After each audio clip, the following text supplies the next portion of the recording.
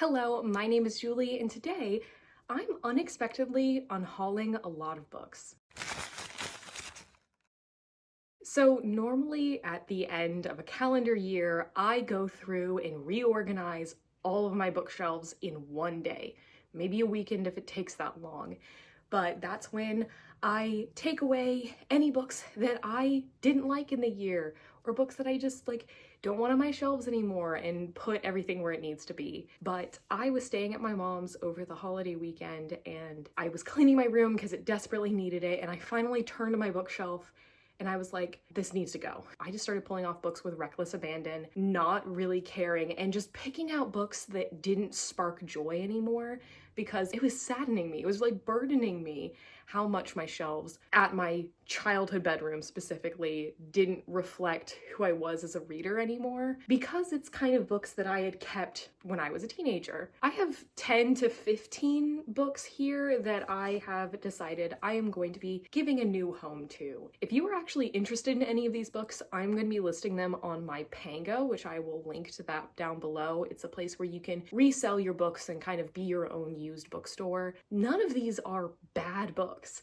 Because this wasn't at my end of the year unhaul. I get rid of any books that I actively don't like. Anything that I give less than a 3-star, it's gone. Books that I give just a 3-star and not like a 3.5, they've probably gone by now. Books that I DNF, they're gone. So anything here is just a book that I've had on my shelf for too long that doesn't spark joy to me anymore, and I would like it to spark joy to somebody else. Let's get started. So I did pick out these books on my own, but then I decided to pull up the Book Unhaul challenge. So I am going to slot some of these books into the questions of the Book Unhaul challenge /tag. If you want to do this tag, feel free, you're tagged. The first category is to unhaul a book you rated lowly. Basically, the lowest rating I have of a book here is like 3.5 stars, so I'll just pick one of those, and that is Undead Girl Gang by Lily Anderson. I love this cover. I love this cover so much. I picked up this book because Books and Lala read it years and years ago,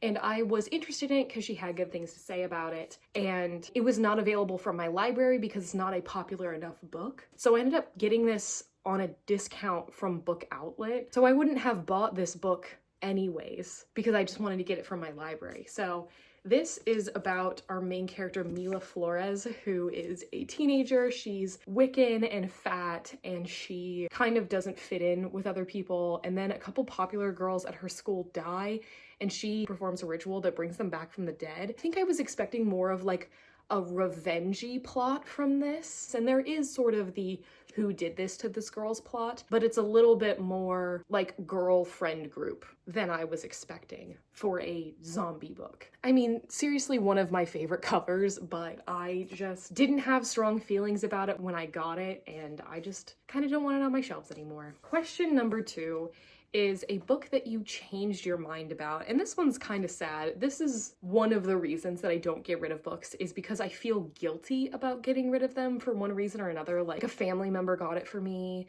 or I used to like it and I don't really have strong feelings for it anymore. And this is both of those. That is the Carry On series by Rainbow Rowell, starting with Carry On. I have the original cover, and I have Wayward Son, the second book. So Fangirl by Rainbow Rowell was one of my favorite books when I was probably like 12. No, I actually looked it up. I was 13 when I would have read Fangirl. That is about a girl who's starting college and she writes fan fiction. And this book, 4 years later, was published as the fan fiction that she is writing, which is a parody of a specific wizarding school property. In these books, we follow a character called Simon Snow, who is at a wizarding school, but the magic is that like idioms become magical by people saying them all the time. And that was a cool thing that I remember liking. And I do remember being invested in the relationships. Several years later, the 2 sequels came out, so this was kind of intended to be a standalone, and then these just happened. So I never intended on continuing on in the series, but my family knew I like Rainbow Rowell, so they got me this one. I ended up giving this like 3.5 or a 4. I think it exceeded my expectations, but like honestly, I don't remember having really fond memories of this book. It surprised me when I looked back at Goodreads and I gave this a 5-star. And I just know, like, of any of Rainbow Rowell's books, these are not the books that I'm gonna return to. I haven't read Rainbow Rowell in years. Looking at these books on my shelf doesn't spark joy anymore, and I know that these books have fans, so like, why not give them to somebody who likes them? Those two books could have worked for the next prompt, because I'm absolutely not going to be reading the third book, but I think they worked for that prompt better. So the next prompt is to unhaul a book that you will not be completing the series. I have completed the duology that this is a part of, but I will not be continuing in the like extended, like the sequel duologies, connected universe stuff. And that is These Violent Delights by Chloe Gong. I actually quite like this book. I gave this like a 4.25, I think, when I read it. This is a Romeo and Juliet retelling set in 1920 Shanghai. And there is also a sort of demonic disease plot going on at the same time. This first book I actually quite liked as an adaptation of Romeo and Juliet. I liked the integration of different scenes from the play. I thought that the like plague plot I got into quite a bit, and I think I got through this book pretty quickly. The second book I did not like as much. I don't know if that's an unpopular opinion. It felt different from this book, because it kind of got rid of the plot of the first book entirely, except for the gangs are happening. So the second book doesn't feel like a fantasy book at all, while this book had that weird horror fantasy plot. I didn't like this book enough to purchase the second book. I just didn't like the second book as much as this one. And I have since read a different Chloe Gong book that I really disliked, so I've never had any intention of continuing on in the series. I just am not a fan of like extended universe type stuff. More often than not, I feel like it's like money grab. The fourth prompt is to unhaul a book that you DNF'd, and because this isn't my normal unhaul, I don't own a single book that I DNF'd. I haven't DNF'd any books that I own this year, and I don't keep around any books that I do DNF. I don't really DNF books that I own, period, because I purchased them, so we don't have anything for that prompt. Cool. The fifth prompt is to unhaul a book that you have multiple copies of. And this was really hard to do because I don't own multiple copies of many books, period. To me, the most valuable copy of a book I could own is the copy that I first read it out of. That's what I care about more than like a pretty copy of a book. Basically, the only books that I do have extra editions of are classics. So like I have a bind up of all of Jane Austen's books, and I also have individual like cheaper copies that I can actually read of her books. And then I also have like vintage editions that are like 100 years old. But there is one modern book that I did have a special edition of. And this is the only book that I did not originally have in my stack. I only did this because of the prompts of the video, but I think it's right. And that is Fangirl by Rainbow Rowell. This is the exclusive collector's edition that I bought years after I read and loved the book. It has art in it, and it has a tassel. It has a Q&A with the author in the back and the first chapter of Carry On. So this book was specifically released to hype up the Carry On release, and I'm like, were I to reread Fangirl, I would read it out of the regular green copy that I liked. I already kind of told you what Fangirl is about, but this is Kath. Her life kind of gets turned upside down when she goes to college, and her twin sister does not want to be roommates with her, and she feels very isolated and like she can't make friends. And there's this guy down the hall, Levi, who's kind of trying to bring her out of her shell. There's a romance. I don't need to own 2 copies of this book, and this was a rare case of me buying a second edition of a book. Then we have a book that you will never actually get to, and that's rare for me to get rid of books that are on my TBR, but these I need to bite the bullet and say that I'm never gonna read them. The first of these is Mostly Void, Partially Stars. This is such a beautiful cover. I think that's probably why I bought it. If you're familiar with the podcast Welcome to Night Vale, this is a fiction podcast, kind of weird surrealist horror fiction that was made as a radio broadcast. They actually released at least 2 books that were just the episodes. There's a little bit of art in here, but this is literally just the episodes. I didn't even buy the second one because I didn't love that the covers didn't match. Like the original first editions of these books that came out at the same time didn't match, and I didn't like that. I do like Welcome to Night Vale. I don't think I got very far in the podcast, but I liked it enough to buy this. But I'm just like, if I were to re-experience Night Vale, I would listen to the podcast and not read a transcript of it, because I feel like that takes away part of the magic. And the other book that I know I'm never gonna get to is Dear Evan Hansen, the novel. Actually, Pasek and Paul just became EGOT winners like a couple nights ago. Good for them. I love their work. However, my family got me this because I was really into musicals at the time. I was into Dear Evan Hansen, but this is a novelization of a musical. I don't think I have ever been interested in reading this. Dear Evan Hansen is a musical about a teenage boy who suffers from anxiety so bad that it like really harms his life.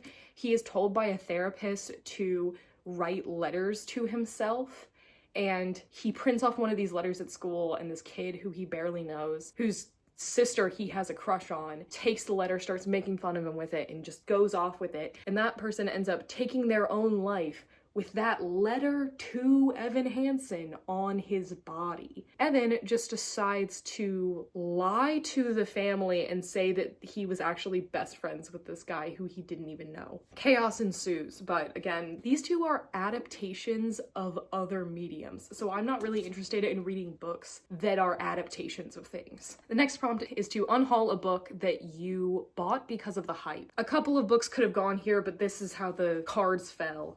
I'm going to be getting rid of Again But Better by Christine Riccio.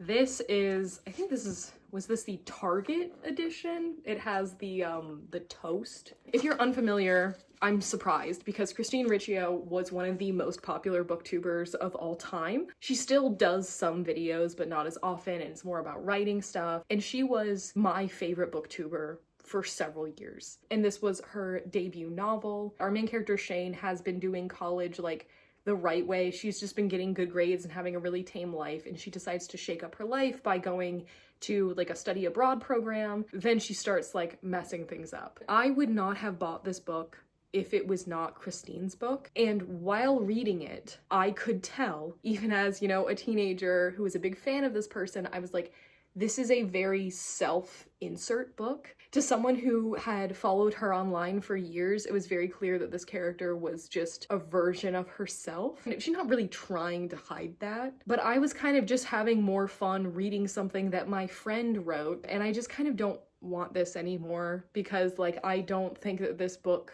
stands on its own. I don't know. I also think the ending of this book is like the cheesiest, most unrealistic thing that I've like ever read. Not the epilogue, like the specific ending, like reunion of people is like, I wanted to throw up at the time. So this is like a coming of age with a romance. It is like kind of what I was reading as a teenager. I think I was a little bit past it at the time reading it anyway, and kind of was just enjoying my friend's writing rather than the actual book itself. Then I'm going to be unhauling a book that I got because of the cover, and I would also say that this was kind of because of the hype, but that is Sorcery of Thorns by Margaret Rogerson. I love Charlie Bowater's art. I think she is just so talented. This is about our main character Elizabeth, who works as a librarian in this like grimoire library. The most dangerous grimoire in the library like gets loose, and she has to go find it alongside this guy who she meets, who's some sort of wizardy alchemical guy who she's of course gonna have a crush on, and his demonic familiar. This is another book that I bought at that exact same time as Undead Girl Gang from Book Outlet, and I did like this. I think I gave it like a 4-star. It's very YA, but I think it had a little bit of a different flavor to it than some other YA fantasies. I would never reread this book. I kind of didn't care enough at the time anyway. I don't know, that's what I need to say. It doesn't spark joy. Then the next prompt is to unhaul a book that you don't know anything about. I didn't have any books on my TBR that I wanted to get rid of other than what I've already unhauled, just based on what was at my mom's house, but I can unhaul something I don't remember anything about, and that is the Welcome to Night Vale novel. So buying this makes sense because it was extra content in the world that I liked. Until I flipped open the book literally 2 seconds ago, Vale. I didn't remember anything about this book. The plots of Night Vale are very episodic. I could not remember for the life of me what the unique plot of this book is. And I just opened the front page, and I do think it is about like you running a pawn shop in Night Vale, but like I could not tell you anything that happens in this book. And the last prompt, but not the last book, is a book that you didn't buy. So I'm going to be unhauling The Bazaar of Bad Dreams by Stephen King. This is one of his short story collections, and this was given to me by someone who is no longer in my life for good reason. And that's not why I'm getting rid of it, it's just an extra reason to get rid of it, or a reason to not feel guilty about getting rid of it anymore. This is mostly horror short stories from Stephen King. I think I gave this like a 3.5. There were one or two stories that stood out to me. I think the last story is called Summer Thunder. Oh my god, I was right. How did I know that? I didn't even look that up. That one I liked, and it's because it felt like The Stand. I hadn't read The Stand at the time, but I really liked it. And I didn't love a lot of the stories in this. In fact, I remember like being grossed out by the way that women were talked about in several of these stories. Stephen King, I have a mixed relationship with him. Like some of his books, I think he writes women fine. And some of his books I feel gross about. The short stories in this is one of the ones that I feel gross about. There's no reason for me to keep this anymore because I'm not going to return to these stories. And then I have 4 other books that I probably gave in like the 3.5 to 4 star range. This is the one that I probably feel the worst about, and that's Room by Emma Donoghue. I owned this for years before reading it. This is from the perspective of a 5-year-old named Jack who has lived in one room his entire life. And it's because his mother was kidnapped and assaulted by her kidnapper, and he is the product of that. And it is from his perspective as him and his mom are going to be escaping from Room. And I do think that this was like a harrowing story. Being from the perspective of the 5-year-old did not bother me at all. I thought it was a good way to tell the story. It just doesn't spark joy anymore. That's it. That's all it is. Like, that is the only reason I have to get rid of this book. I keep looking at it every single time it's on my shelf, and I'm like, Then we have Save the Date by Morgan Matson. So Morgan Matson was one of my favorite contemporary authors when I was like a young teenager, and this is actually a signed first edition. It's got like this under the cover. I think I've read like 4 of her books. Since You've Been Gone was like one of my favorite books as a teenager, and her other books I didn't quite like as much. Teenage me probably gave this like a 4.5. So this is about Charlie, who has a really big family, and she's the youngest of them, and all of her siblings have flown the nest. But her older sister is going to be getting married, so everybody is coming back to the house, and everything with the wedding starts going wrong. A couple of other things. Her mom is a famous comic strip artist who wrote a series that was inspired by the actual lives of her family, which caused some tension.